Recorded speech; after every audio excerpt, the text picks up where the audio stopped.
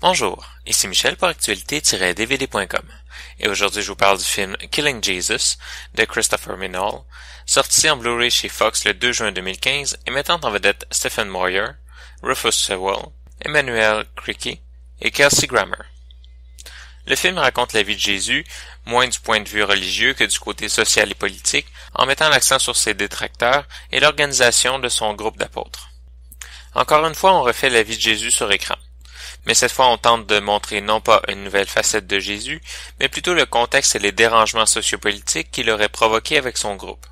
Les enseignements de Jésus ne sont jamais mis de l'avant, et ce que l'on en dit se ramène, à peu de choses près, à ce que l'on apprenait à la petite école. Cependant, on humanise énormément ses actions ainsi que le personnage. Il n'est pas question ici de faire de Jésus un homme avec des pouvoirs de guérison magique ou divins, même s'il n'est pas non plus le but d'expliquer certains de ses miracles par des faits scientifiques. Le film est très bien réalisé, mais on a parfois l'impression qu'il s'éparpille un peu. Le film veut se concentrer sur la politique tout en donnant le maximum de temps d'image à Jésus pendant ses enseignements malgré tout. Cela fait un film relativement long, ce qui n'est pas surprenant pour un film religieux, mais qui donne aussi l'impression d'avoir deux demi-histoires qui se déroulent en parallèle plutôt qu'une histoire avec deux facettes qui se rejoignent à la fin. Autant on a l'impression de perdre une partie de l'histoire des dirigeants religieux et politiques, autant on a l'impression d'en perdre aussi du côté de la vie de Jésus. Pas qu'il manque des informations pour la cohérence et pour la continuité, mais on a le sentiment de ne jamais réellement approfondir le sujet d'un côté comme de l'autre. Les acteurs sont tous très bons, même si on entend parfois un accent britannique à travers les acteurs qui tentent d'avoir un accent plus contextuellement réaliste.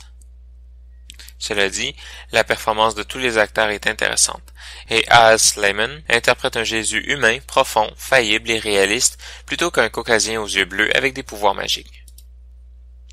Le film est présenté en format d'image 1.78 en anglais DTS HD Master Audio 5.1 avec les sous-titres en anglais, espagnol et français.